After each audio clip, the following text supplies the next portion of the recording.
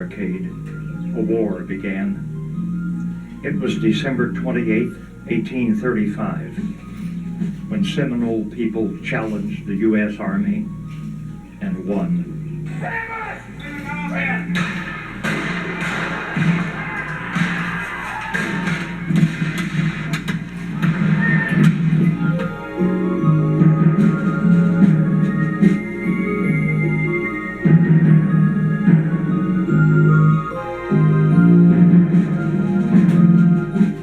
1835, the year of the comet, Halley's Comet. Many thought it meant the world was coming to an end, and for some, it was. In Washington, D.C. in 1835, Andrew Jackson was president. For the past 100 years, Seminole people had made their homes in the Florida wilderness. But Andrew Jackson had told them they must give it up. They must move to a distant land called Oklahoma. They had sold their land, he said. They did not own a piece as big as a blanket. I am Oti Himatla. White man called me Jumper. For 100 years, black men and black women came to us from slavery. They are our brothers. They are our people. They are Seminoles. Then the slave catchers caught up with the black men, women, and children and said they were slaves. And with their guns, they took them. We fought them. White men died, Seminoles died, and then the soldiers came. And then there came a time when they told us, the Seminoles, that there was no longer room in Florida for the Indian.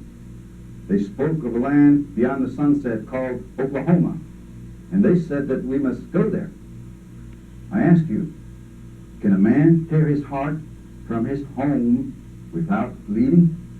Halpater Tustenugi, called Alligator by white men, was about 40 years old, a war chief of the Seminoles. To keep the peace, we agreed to visit the lands in the West.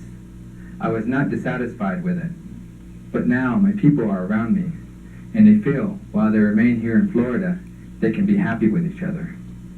They are not hungry for other lands. Clearly, the Seminoles did not intend to give up their land. Only armed force could make them go. General Duncan Lamont Clinch, commander of the American soldiers in the Florida Territory, ordered 2 companies of soldiers to march from Fort Brooke at Tampa Bay, 106 miles north, to reinforce Fort King. The road was a 20-foot wide path cleared through the wilderness. It crossed 4 rivers. Major Dade, 4th Regiment Infantry, 42 years old, a wife and daughter in Pensacola, volunteered to lead this detachment. They left Fort Brooke at Reveille 2 days before Christmas, 108 officers and men. They had with them only a supply wagon and a cabin. This is a fairly massive military incursion into Seminole territory. Well, I know a lot of people feel that the Seminoles have a right to this land, but to be honest, the white settlers, the white forces, are going to push them out one way or the other. We will stay here. This is our home. We will not leave. We will kill the white man, the soldier, as he comes down to move us from our land. He will not live anymore. But the Seminole, we will. We will survive. We know the swamps much better than soldiers. The soldiers are 2 days into the march from Tampa to Ocala. And so we're following these soldiers, watching them from a distance. Well, at night, you know that the Seminoles are out there because we can hear them in the woods. We had been planning this for more than a year. Our agent at Fort King said that we must go. We must leave our country. Though we promised to come together, it was not to leave the country, but to fight for it. Our scouts were out from the time the soldiers left the fort and reported to us each night their place of encampment. We had planned to attack them at the rivers, but Osceola had not joined, and so we waited. But now the soldiers had come far and would soon reach Fort King.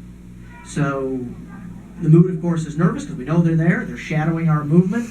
They tell us the soldiers keep marching. We keep waiting for Osceola to come to lead the battle. Well, Micanopy is their leader.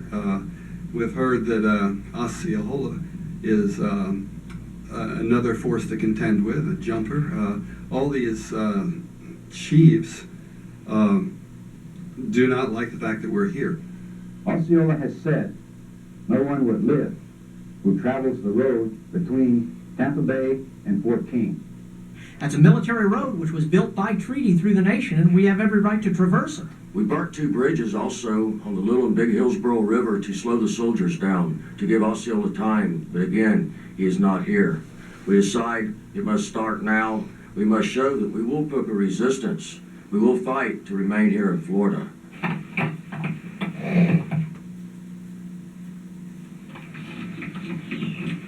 Just as day was breaking, we moved out of the swamp into the Pine Barren. I counted, by direction of Jumper, 180 warriors. Upon approaching the road, each man chose his position on the west side. Opposite, on the east side, there was a pond.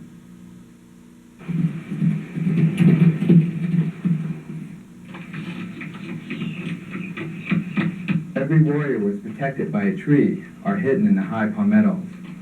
Sometime after daybreak, the command approached.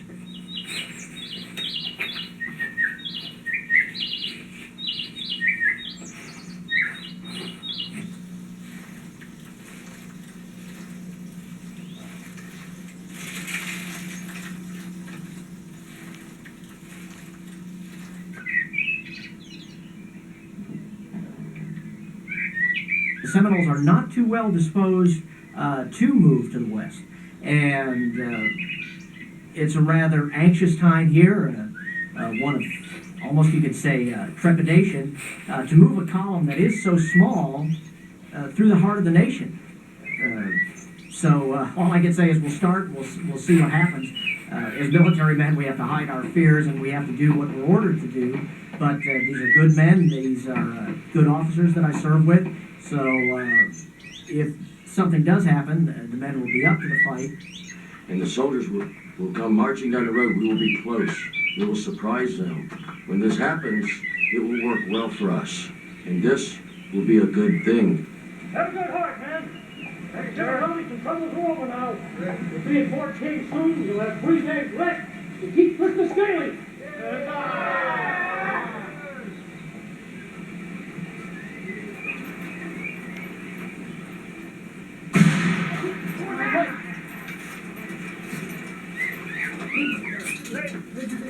Hey, Major Dade's been hit. Ambush! Come here.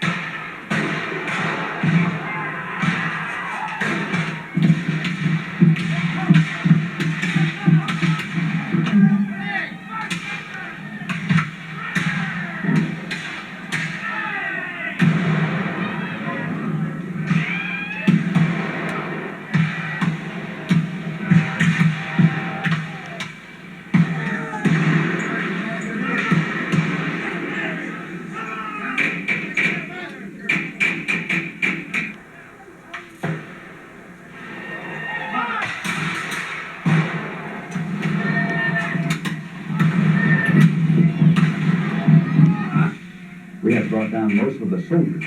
We had lost a few men ourselves. We had meant to strike a blow at the white man. We struck it. I gave the signal. Slowly, we began to withdraw.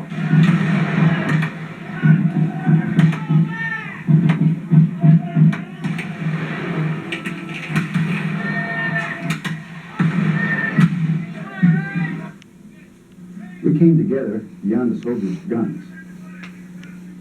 As we talked, we watched the soldiers.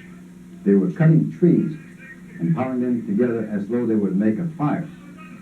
Then we saw that they were making a pen, a box, and they were going to get in it. Only the Great Spirit could make them do this.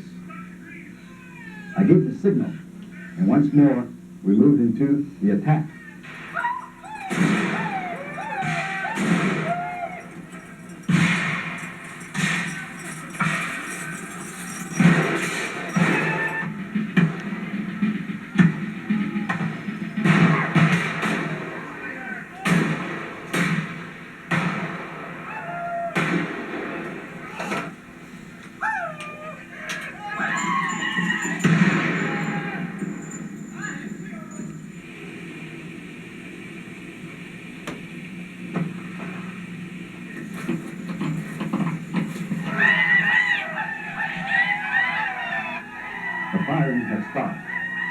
Carefully, we approached the fort of logs. Some men were alive, but they would not live.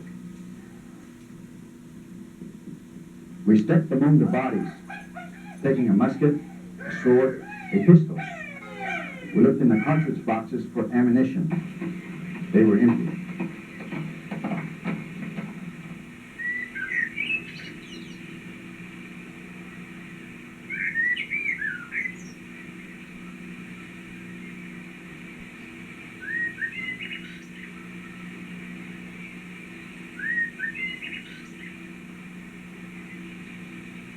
Night, the battlefield. Two men still live. Privates Edwin de Courcy and Ransom Clark. Brutally wounded, they refuse to die. Crawling, stumbling, groaning and cursing, they head back to Fort Brooke. The destruction of Dade's command, the death of 100 soldiers, 8 officers, 5 of them West Point, finally provided the justification for the government to declare war on the Seminole Indians. More than 40,000 troops were brought into the territory, some 3,000 miles of road cleared through the wilderness, 200 forts built, and after 7 years of warfare, enough Seminoles had been killed or captured for the government to declare the war was at an end. When it was all over, the black companions to the Seminoles had been taken, sent into slavery. It would be 20 more years before the issue of human slavery would erupt again in civil war. It began here, with this land, these men.